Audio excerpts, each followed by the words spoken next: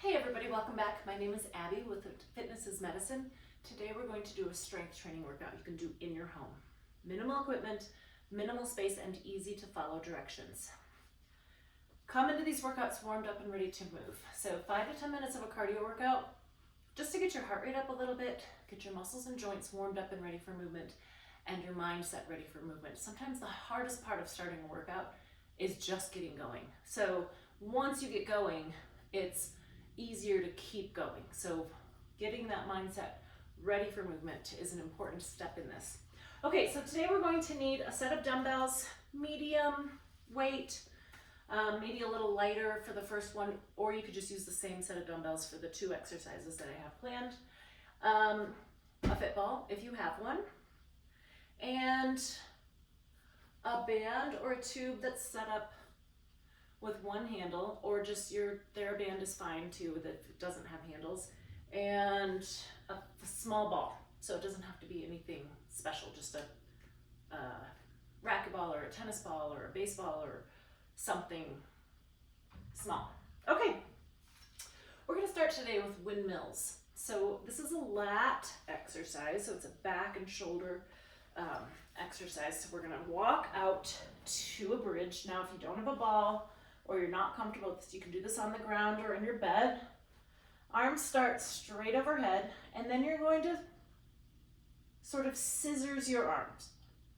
So these are working your lats. When that one goes over your head, that's when you're working your lats. Your shoulders are working when it lowers by your hips. Keep those hips nice and tall. Now, if you found that you've grabbed too heavy of a weight, stop and grab the lighter one. I'd rather have you not try to push through it. If you're having any pain with this, stop. You can reach out to me for a different exercise. You can always do a lat pull down like we do on other days. It's important to mix it up a little, but not if you're having pain. And rest. Okay, bring those weights down. Walk yourself back up. Make sure you're not lightheaded or dizzy. Okay, and I don't know if I said that you need a chair, but everybody's got a chair sitting around their house. We're gonna do sit to stand. Now what I wanna do is a slow sit, fast stand. So we wanna control those muscles sitting and then stand up quickly to work on a little bit of power. So sitting down slowly can be really challenging because it's, controlling that motion all the way to the chair. And I want you to sit all the way down and then pop back up as quickly as you can. So you want to avoid plopping. Stand up as fast as you can, just like you sat down and it's really hot. Or you sat down and you realize you sat on a tack or something. So really quickly, I like to put my arms forward when I'm doing a squat or sitting down. Kind of gives me that counterbalance. If you need to use your hands, that's okay. Try not to. As you get stronger, work on not using your hands. Importantly too, look, my knees are staying over my ankles. So when you go to sit, you might not even be aware you're doing it. This is really common, where your knees are gonna kind of go together. Work on keeping them over your ankles. Work on that hip strength. Let's do 2 more. Keep your back nice and tall as you sit. Up quickly. 1 more. Working on keeping those knees apart. And rest. Okay, great. Get my chair out of my way here. Now I'm going to pick these weights up again. Remember, when you're picking your weights up and setting them down, always use good form. So people will do their exercise with great form and then they plop their weights on the ground. So really watch out for that back. Bending your knees, treat it like another part of your exercise. Squat, picking up those weights. Okay, we're going to do biceps curls. So let's add a little balance. We'll put one foot directly in front of the other for a little tandem stance. Shoulders down and back. And we're going to curl up and all the way down straight. Now, you can hold your weights like this. So right now my dumbbells are facing forward, or you can hold your weights like this, like your palms are facing forward. Either way works fine. They do work your biceps a little differently, but importantly, you want to do it in a pain-free range of motion. So if one doesn't feel good, you can try the other.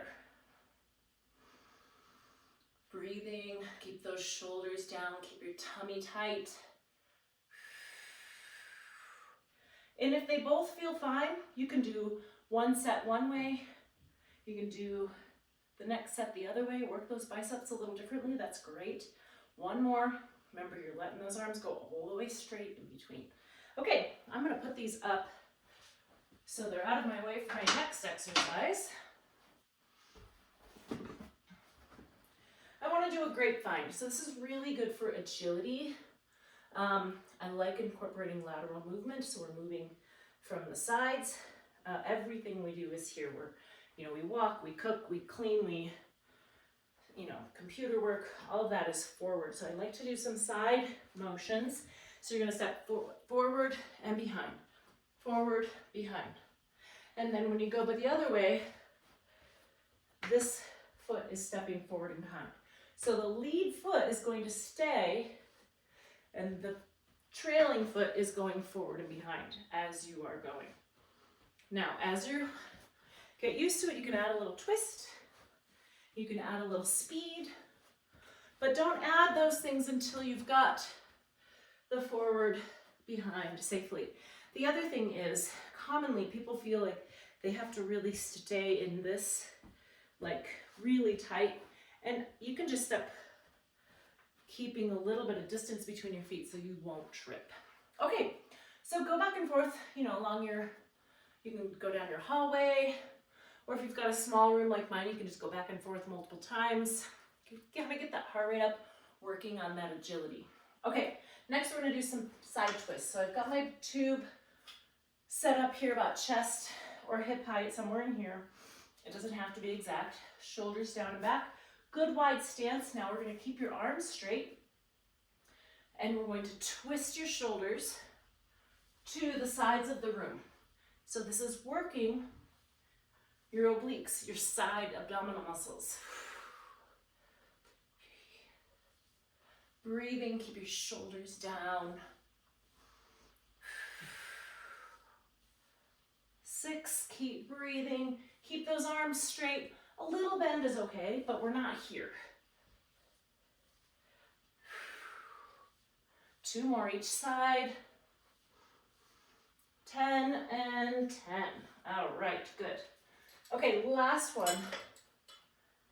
I'm gonna grab that little ball and either a tandem stance or single leg.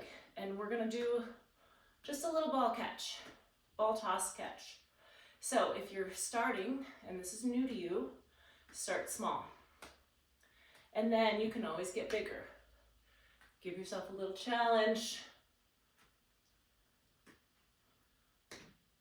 Now, if you're working out with a partner, you can play catch, challenge each other, but be nice. Okay, switch feet. Now, if you're doing this at home, one safe way to do it is either next to something where you've got, I can grab onto that if I fall, if I lose my balance, or you can put your back against a wall and just stand, like if this is my wall, I'm standing close to it, and that way it's there if I do lose my balance. Now, we're gonna switch feet. Now, if you're doing a tandem stance, just switch which foot is in front. If tandem feels like too much, you could do a staggered stance like this. But challenge your balance. Don't make it easy for yourself. Make it just on the edge so that you're challenging, making that balance better, making those muscles stronger. Remember, when you're doing balance too, think about keeping that core nice and tight. The other thing is, if you want to try single leg stance, you can kind of have a kickstand here. So if you do start to lose your balance, you can put that foot down a little. You may find too that one side is easier than the other, and that's totally normal. Okay, go through all of these exercises 1 or 2 more times. Add a little cardio, keep that heart rate up, and then follow with a good cool down and stretch. If you have any questions or need any modifications, please feel free to reach out privately or leave a message below in the comments. Otherwise, have a great workout, and we'll see you next time. Thanks, everybody.